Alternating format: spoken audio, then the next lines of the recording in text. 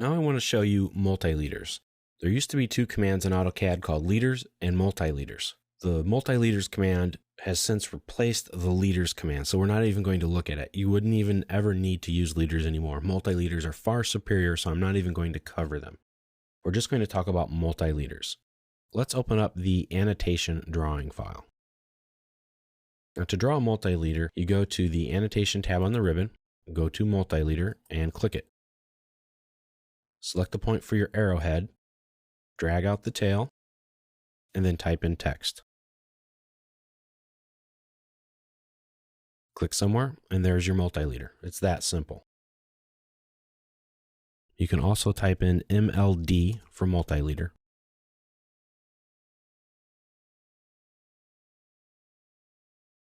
Once you're finished, don't press enter. That'll just give you a second line. Just click with your left click of your mouse, and it will go in. Now to edit this text, just double click it, select your text that you want just like you would in a regular text editor, and change it. If I double click it, I also get this little arrow thing here, and that will wrap everything around so you can see it better.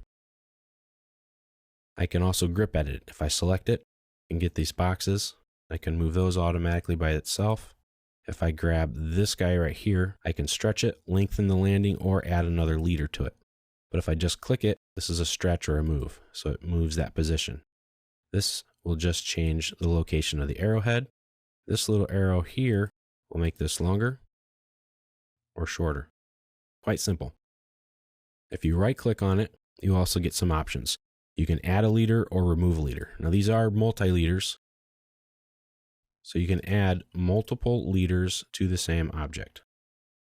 When you select it, of course, you can move it, and the tails will follow accordingly. So that's kind of an idea of what you get here. So if I select it, I can right click and select remove leader, and I just pick the leaders that I want to get rid of. And the rest will remain. Now if I have multiple leaders and I want to align them, I can use a lot of these different tools right here. I can select here to align, and I pick my multiple leaders, press return. Now I pick my leader I want them to all line up with, and I can kind of move my cursor around, and that will align them all up, which is really nice. Now this option right here is to collect. This gets all of your multi-leaders so that they're all kind of together. Now multi-leaders have something similar to text and dimensions in that they have a style. If I click on this button here, I can get to my different styles that I have set up. And to create a new one, just click on the new button, give it a name. I'm just going to call this circle. Click continue, and here are your settings. You have 3 tabs. The first one is called leader format. This sets up the leader. I can change whatever it is I want on here, make it a dot. I can change it from a straight line to a spline, or I can make it to be none even. Let's make this one a spline. You can change the size, the break size, etc. Now the leader structure itself, I can have multiple different points for the leader itself. I can annotate the scale of it. I can give a first or second angle to it, all that I want to lock those in. The content is really cool because here is where you get very powerful with the leader styles.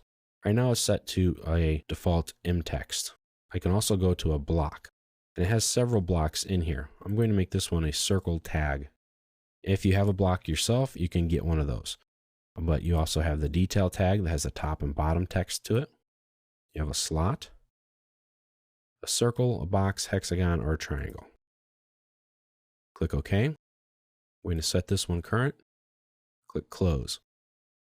Now when I draw my multi-leaders, this is kind of what they look like. And then it gives you this field here. Type in the number 1, click OK. And there's a nice little call out. I'm going to draw in another one.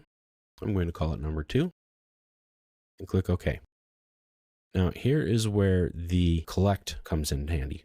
If I use this collect option, you can see here in the tooltip preview, if I select it, then I pick my 2 leaders, press enter.